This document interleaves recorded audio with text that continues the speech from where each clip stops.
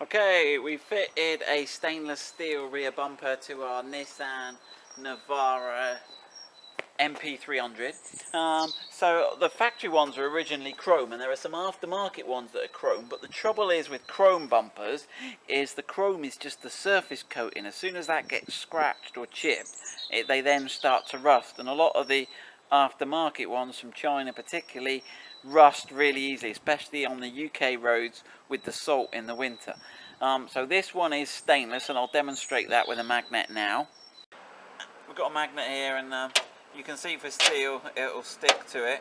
With stainless steel it won't, it'll just fall off. Some stainless steel, when you bend it at the bends, it can get slightly magnetic, but generally the flat parts of the bumper will be non-magnetic, and then you know it won't rust. So a magnet's a good thing to check. Right, okay, so what do you get in the kit? Right, so you get obviously the bumper that comes complete with the plastic top step. It's also got the number plate lights, and we'll talk about that a little bit, so watch the video because there's some important details on that. And on the later bumpers it might not come with the number plate lights for reasons I'll explain, so read the description when you're buying it. Two brackets, they're both identical, they're not left or right hand. Flat brackets, we'll show you how they go. Two license plate, number plate light adapters, we'll explain those. And then two packets of bolts. The silver bolts, zinc plated I guess, bolt the bracket to the bumper through these holes here. These bolts bolt the bracket to the chassis on the car, and we'll dive under the car and have a look at that now. Right, so that's, I've got the light here, I'm not sure quite how Ian's on the camera, so you can see the nice shiny, or if I get the light somewhere right. So here we go. So if you put this one on first, you've got a little slot here, and then you can get these in. Now these are slotted, not really for adjustment, but just so you don't have to mess about finding the hole. So that makes it slightly easier. And you see you've got a spring washer and a flat washer on there. Obviously we've just put these in loosely just so you can see that. And then if you look on that side in, have you got enough light to see that? Good. You can see there that they bolt up. So you can see on this car also we've got the tow bar, we've got a factory tow bar, and it's completely out the way of the brackets.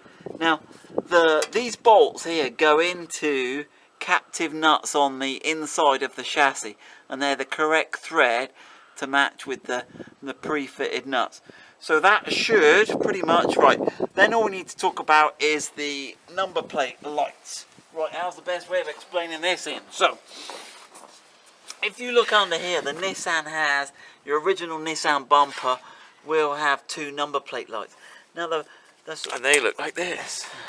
Now these are the genuine the original ones, and they've got a little plug. There's no plug on the loom.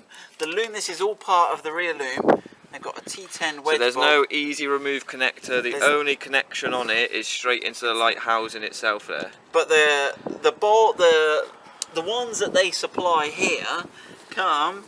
Let's have a look.